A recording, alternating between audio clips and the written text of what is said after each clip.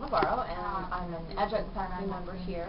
I teach English 1301 and 02, but also American literature, mostly from post-Civil War to modern day.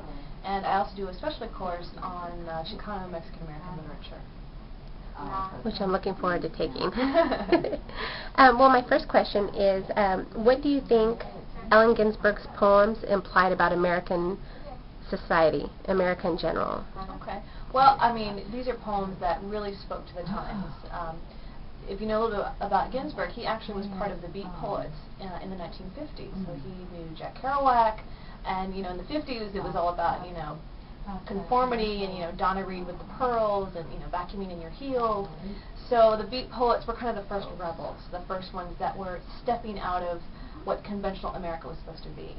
And so really, when I think of the 60s and I think of Ginsberg, that is just an extension of that rebellion, and that he really spoke to a voice of young kids that would later be called counterculture, the hippie movement. And I think it really reflects of how not everybody can live up to that ideal. Not everybody wants the 2.5 kids and the perfect husband, the perfect wife, the house with the picket fence. That you can still be American and still rail against your government, still challenge conventional authority, still look and still embrace your freedom of speech. And so I think Ginsberg's works really reflect that.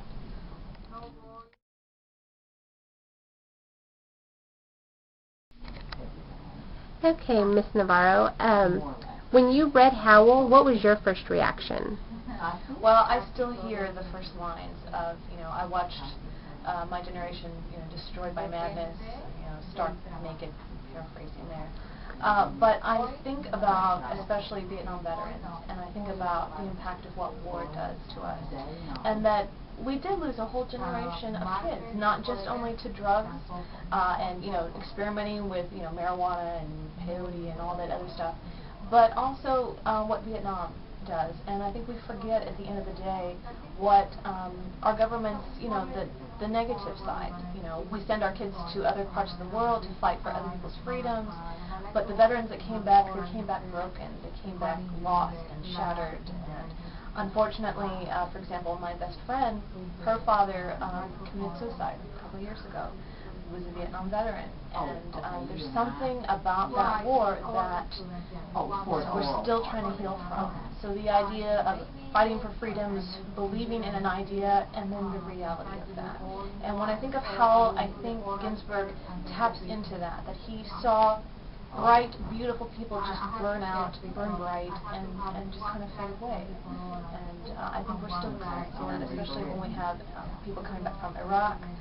There's a very high suicide rate now, that something is not being addressed. And I think his poems are very much still relevant.